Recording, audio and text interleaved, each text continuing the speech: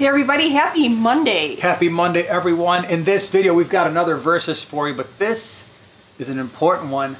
And it's a question we get a lot, the differences between the honey gourami and the dwarf gourami, often confused. Even by me. Sometimes. All the time. Let's take a look at what makes them cool, but also different, and some things you should consider if you're going to be adding a smaller gourami to your tank. First off, I think we should start off with the size, especially when you're talking nano tanks. One will work, one will not.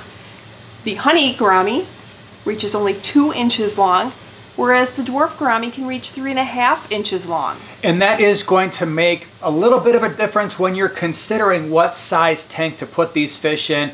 It doesn't seem like a huge difference, but it can be. I tend to like the honey gouramis for even a 5-gallon to a 10-gallon as your centerpiece fish. That's okay. Obviously, larger tanks are better. But with your dwarf gourami, because of the size, I really prefer to have them in at least a 20-gallon, either standard or 20 long.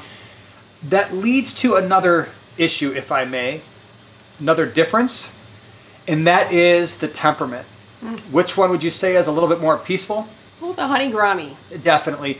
So when it comes to temperament, and this is one of the reasons why the tank size matters so much, the honey gourami for the most part tends to be a rather well-mannered fish in a community tank. It's not super aggressive. We've had them in tanks, like I said, as small as 5 gallons, up into the 20s, and they generally just leave other fish alone. The dwarf gourami, one of the main considerations is it has a little bit more of that natural gourami aggression to it, where it will chase around other gouramis. Sometimes it will often try to establish itself as the leader of the tank.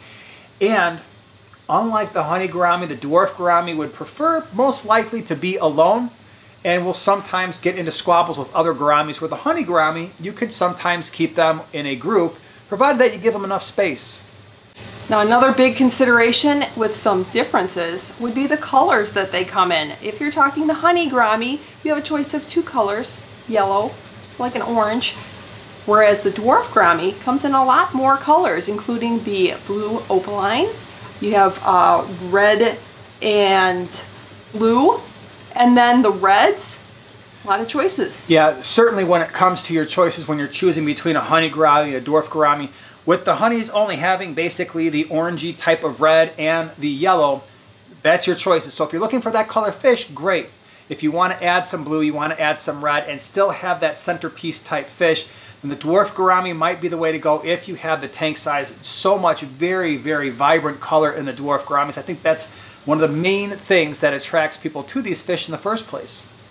Now one thing to note is, are you going to keep them with bettas? And if so, just know that it may be a little tricky, and with the dwarf gouramis, it may be a little bit more tricky. Absolutely. Both of these, you're taking your chances. When it comes to the honey gourami, we've tried that combination before. It didn't work out the best. The betta seemed to have the upper hand at first. Then when the honey gourami realized it was a little bit stronger, a little bit faster, it started to take the upper hand. We had to separate the two. I don't even think I would try to keep a dwarf gourami with a betta, just because I think there'd be too many problems later on. If you've had that combination that's worked, would love to hear from you down in the comments section below. Which one worked out really well for you? By the way, if you want more information on gouramis and the honey gourami in particular, check out the description below. We'll have species profiles. Again, would love to hear from you. Out of the two, which one is your favorite? Appreciate you being here, and we'll see you in the next one. Bye.